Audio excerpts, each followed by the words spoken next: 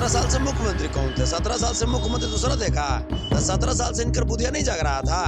मतलब तेजस्वी जी में वो ताकत है कि कोढ़िया बैल को भी जगा देते हैं। नरेंद्र मोदी जी जनता की नब्ज को टटोल चुके हैं। मोदी मीडिया के जरिए इनको जनता की जो नब्ज है उसकी जानकारी हो चुकी है। अब ये लोग उसी डर के मारे ये लोग सिद्धांत विहीन राजनीति कर रहे हैं। जो भ्रष्टाचारी हैं उनसे तो पूछताछ करेंगे नहीं। अजीत पवार से पूछताछ होता है ईडी का? ये इंटरटेनमेंट डिपार्टमेंट जो बन चुकी है। एंटरटेनमेंट? हाँ तो ये लीजिए, तो मजाक ना कर रहा है, अंदर में एंजॉय कर रहा है, बाहर में हम नहीं एंजॉय कर रहे हैं। इन्फोर्समेंट को अब एंटरटेनमेंट कैसे बोल सकते हैं? वो पहले था, वो पहले इन्फोर्समेंट डायरेक्टर था, अब हम लोग इसको पूरी जनता इंटरटेनमेंट डिपार्टमेंट बोल दिए हैं।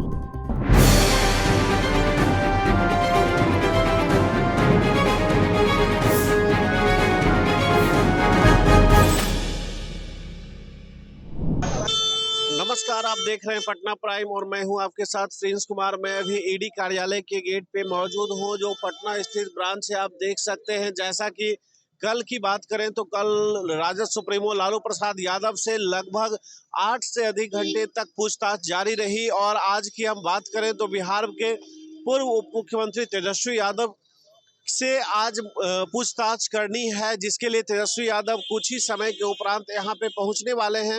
उनका समय होने वाला है, लेकिन यहाँ पे कई लोग मौजूद हैं। हम उनसे बात करने की कोशिश करेंगे। सर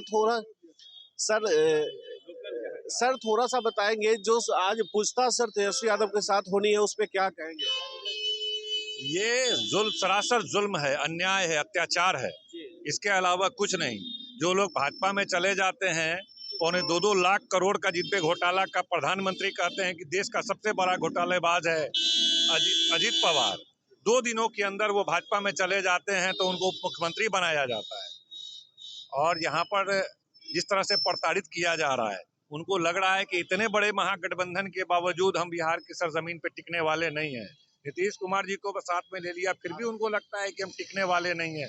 जब तक के लालू यादव, तेजस्वी यादव की लोकप्रियता कम नहीं होगी, इनको परेशान प्रताड़ित नहीं किया जाएगा, तब तक हम बिहार में नहीं टिके। राजनीतिक टूल्स की तरह एजेंसियों का उपयोग विपक्ष के खिलाफ किया जा रहा है। लेकिन सर आप क्या कहेंगे, लालू प्रसाद यादव जिस अवस्था में भी हैं, कल उनसे लगातार 8 घंटे के आसपास पूछताछ चलती है, क्या हालात रही उनकी, कैसा? देखिए, पूरी तरह जुल्म, अन्याय, अत्याचार, जिसको डॉक्टर की देखरेख में जो व्यक्ति उठता बैठता सही से नहीं है, चलता फिरता नहीं है, अपने से खाना पीना नहीं खाते हैं, उस व्यक्ति को 8-8, 10-10 घंटा प्रताड़ित किया जा रहा है। सवाल जवाब तो 1 घंटे में हो सकता है, 2 घंटे में हो सकता है, 3 घंटे में हो सकता है।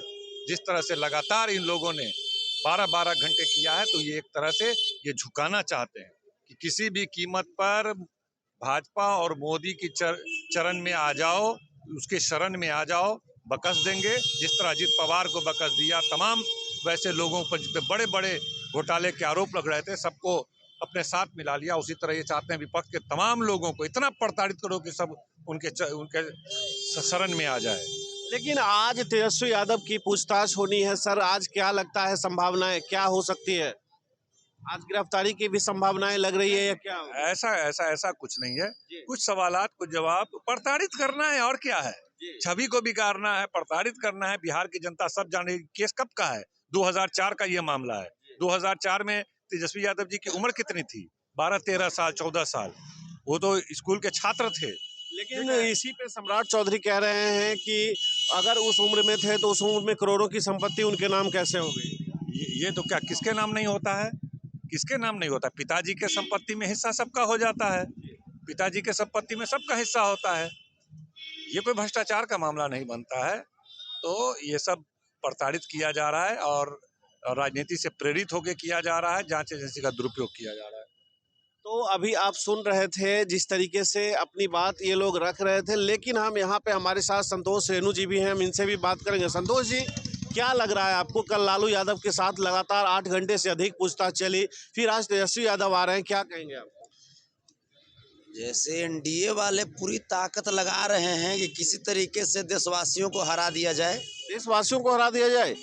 हाँ, क्योंकि लालू प्रसाद यादव जी हों या तेजस्वी यादव जी हों, ये लोग देश की आवाज हैं, गरीब गुरबे वंचितों की आवाज हैं ये लोग। भाई टॉर्चर करने का प्रयास तो करती ही रहती है। अब लेकिन हर बार हमें ऐसा लगता है कि नरेंद्र मोदी जी से एक को बात हम कहना चाहेंगे कि चाहे तो ईडी के अफसर पर अगर भरोसा है तो जो कह रहे हैं वो मान लीजिए, और अगर भरोसा नहीं है तो वो अपने आप के पूछताछ कर लीजिए, इतना लूर है तो। और नहीं तो अगर मान लीजिए कि जब जवाब नहीं दे रहे हैं या सही से नहीं दे रहे हैं जवाब, अब कौन क्वेश्चन आप कर रहे हो ये भी तो पता हम लोगों को नहीं है। तो गांधी मैदान में स्टेज लगा दिया जाए, आप पूरे पब्लिक के सामने माइक पर लालू यादव जी से क्वेश्चन पूछा जाए। हम देखते हैं भाई कि हमारे बब्बर शेर को कौन सा क्वेश्चन है जो जवाब नहीं दे रहे हैं या ईडी वाले संतुष्ट नहीं हो रहे हैं। मतलब नरेंद्र मोदी जी क्या समझते हैं कि ईडी के जो अफसर हैं वो बुड़बक हैं? अरे भाई पढ़ा लिखल तो है ही होंगे। इतना बार पूछताछ, एक क्वेश्चन में इतना बार पूछताछ, बाहरे बार। तो ये जो है सिर्फ विपक्षी ताकतों को कमजोर करने की साजिश है। जैसा बताया जा रहा है कि कल लालू जी से लगभग 50 से अधिक सवाल का एक लिस्ट था और आज भी तेजस्वी जी के लिए लगभग 60 से अधिक सवालों की लिस्ट तैयार कर ली गई है। इस संदर्भ में आपको क्या लगता है, ये जो आरोप है ये आरोप सत्य है या बस एक फंसाने की साजिश है? ये तो आप केकरो से पूछिएगा तो सब लोग बता देंगे कि फंसाने की साजिश है। मतलब हम पूछ रहे हैं कि सवाल कौन सा होगा। सवाल हमारा लगता है कि यही होगा कि आप 17 महीने में शिक्षा विभाग में 2.5 लाख नौकरी कैसे दे दिए। सवाल यही होगा कि मात्र 17 महीने की सरकार में 4 लाख नियोजित शिक्षकों को आप राज्य कर्मी का दर्जा कैसे दे दिए। तो कह रहे नीतीश जी हम दिए हैं, हम मुख्यमंत्री तो हम ही थे। तो 17 साल से मुख्यमंत्री कौन थे? 17 साल से मुख्यमंत्री दूसरा देखा। तो 17 साल से इनकर बुधिया नहीं जाग रहा था। मतलब तेजस्वी जी में वो ताकत है कि कोढ़िया बैल को भी जगा देते हैं।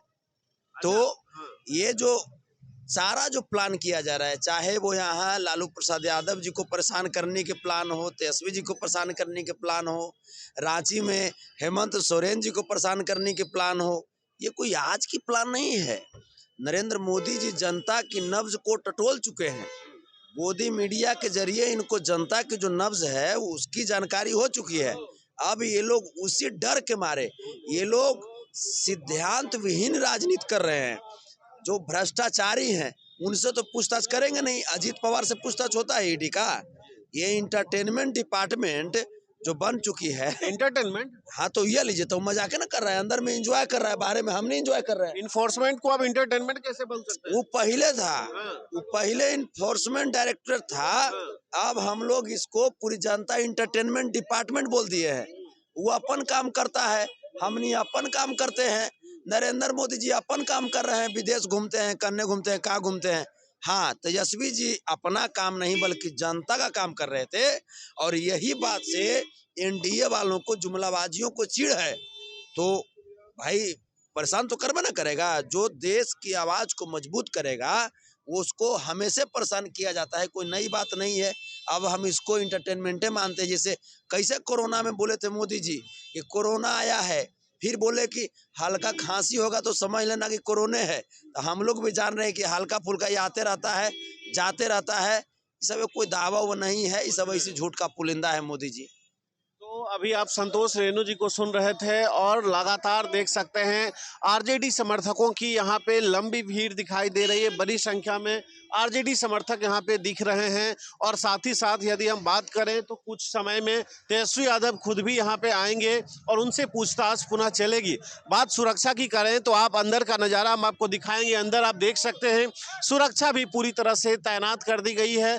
अगर आप देखें तो यहाँ पे सेंट्रल फोर्सेस की भी तैनाती की गई है ताकि सुरक्षा में किसी तरह की चूक ना हो। और साथ ही साथ मीडिया कर्मी को भी आप देख सकते हैं।